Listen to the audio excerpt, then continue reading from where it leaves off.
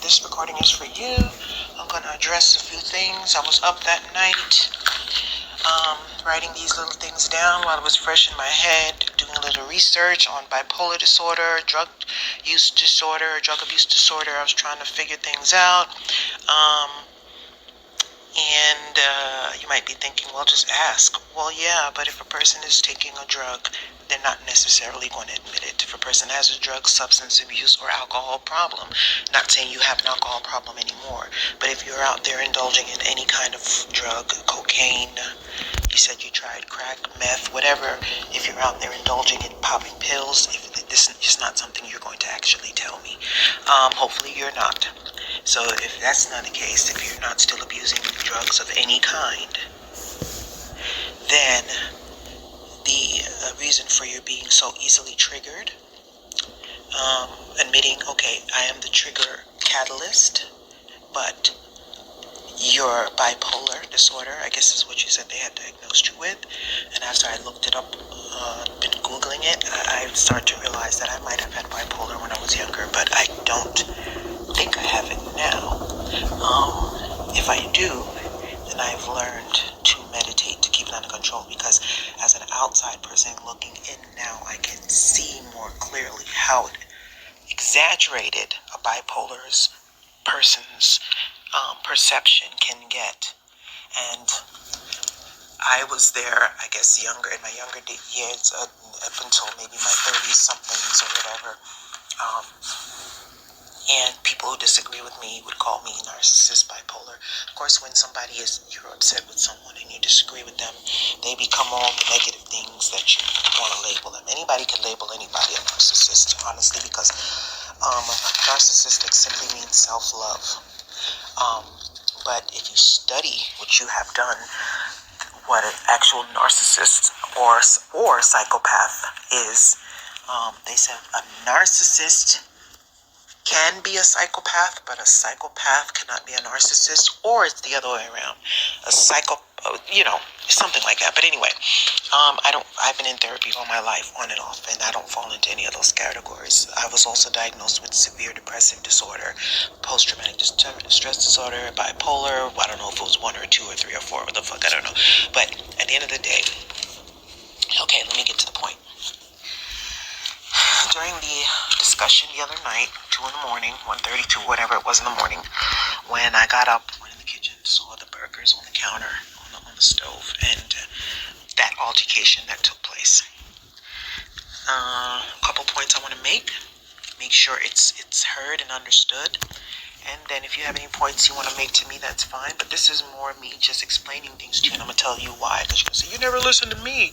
Okay, but the reason why, let me see if I can explain this. I'm trying to pick the right words, but that in and of itself for me is a problem. And you would say, but I'm your son.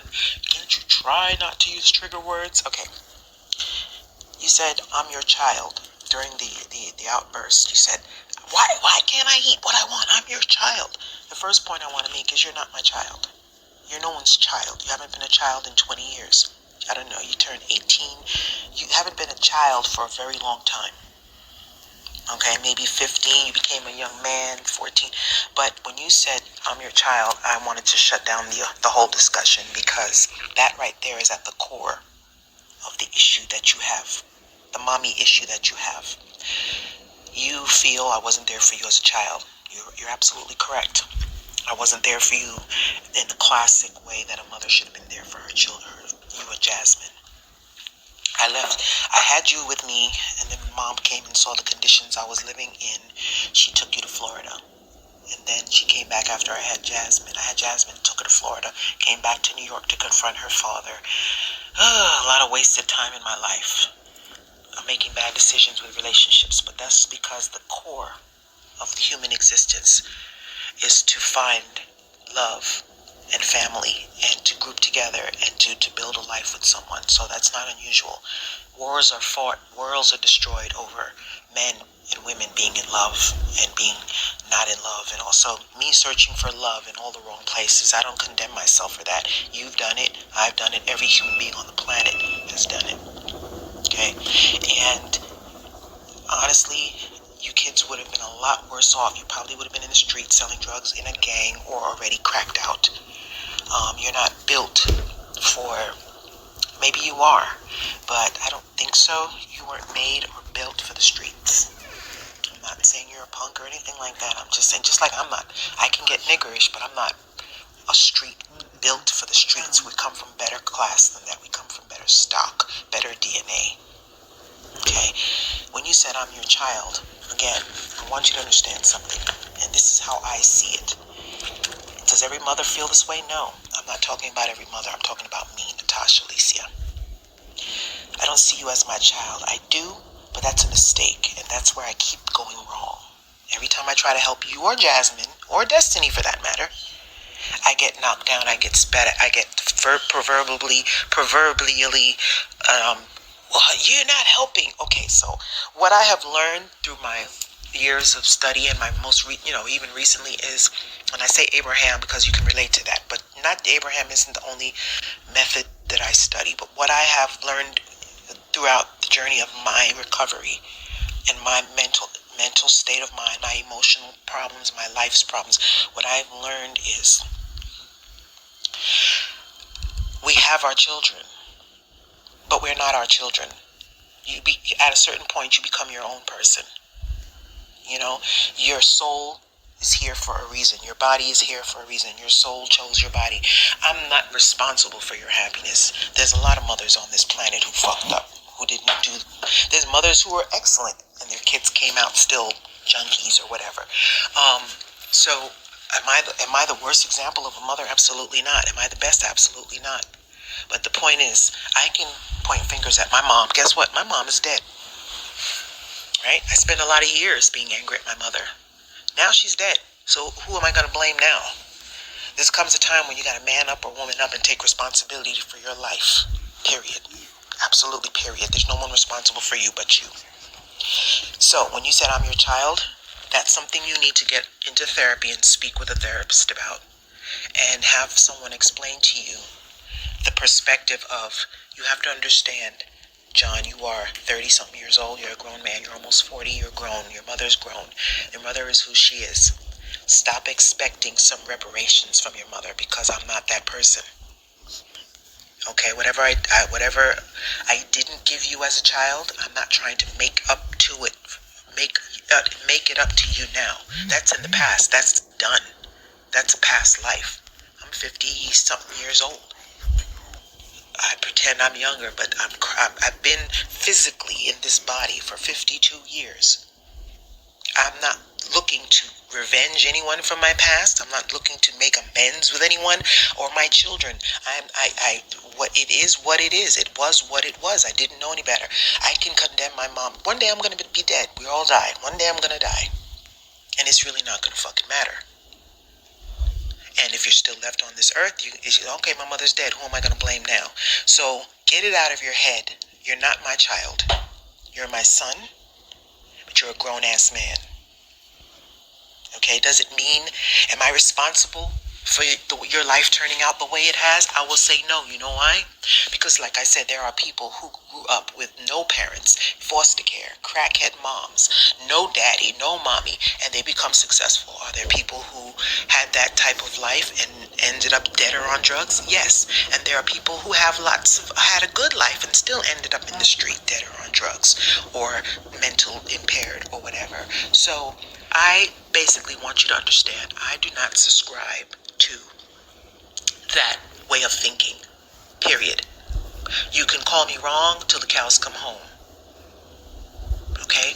I'm a human being before anything else. I'm a sovereign individual, and I struggle with my own struggles, my own emotional, mental, my own struggles. Okay? You said, if I'm hungry, I'm going to eat. And this is where you have it, not Jasmine, Daryl has this. I don't know enough about Jasmine to know if she has this way of thinking. But you and Daryl have this way of thinking. It's an entitlement. It's what millennials, you're not even a millennial, I don't think. I think Daryl's a millennial. But this attitude where, here's my thing. You're saying, if I'm hungry, I'm going to eat. And if you had this attitude in anyone else's household, whether it was Missy, Alex, Susan, I totally understand. I understand both sides. But you have to understand something. If you are not the person responsible for the household, you cannot dictate and take charge. And because you think I owe you something based on your childhood, you have this, if you're hungry, you're going to eat. Not if you didn't put the food in the fridge. Now, if I have food in the fridge, I'm putting it in there to space it out. Because I've learned how to monitor my spending. I've learned how to be able to pay my bills. It took me decades to learn how to survive. Now I realize, you know what? You got to eat just enough for today so that you'll have enough for tomorrow. I'm not working. You saw I lost my job. I'm a very optimistic individual. However, realistically, there is no money coming in for me right now. And I still have to maintain this about $3,200 a month household. Okay? So if there's no food coming in, no food stamps, and I have no income, which means once the food gets eaten up in the kitchen, I don't know how I'm going to replace it. Okay? So if that's the case, your statement, if I'm hungry, I'm going to eat, that pissed me off because no, you're not going to do that. Not in my fucking house because, I'm sorry, I'm cussing, but I'm just being me. Because if you had almost $297 of food stamps, you took half of it. Instead of giving me the card and saying, okay, Mom, I'm staying here. I can't afford to help you pay for anything. I know you just lost your job. And even if I didn't lose my job, but in light of the fact that I lost my job, I'm going to give you this food stamp money. Now, in the past, and I haven't added up all the monies because I'm not doing that. But if you want to keep track of everything, I've given you more than what you've given me on food stamps in the past. And then now you took half of the food stamps and bought stuff that didn't last you not even a week. So then when I took the rest of the money on the card and I bought what I needed to buy to make sure that I had food in the fridge to last me long enough until I figure out where the money is going to be coming in, you ate up your shit and then turn around starting eating up my shit. Now, sharing my food with you is not the issue. Well, I'm your child. You're supposed to feed me. No, first of all, I'm not obligated to do anything for you as a 35 or 36-year-old man. That's the first thing you need to understand. No matter what you think in your heart or your mind, you think I owe you, you think mothers are supposed to take care of their children till they die. Okay, to a degree.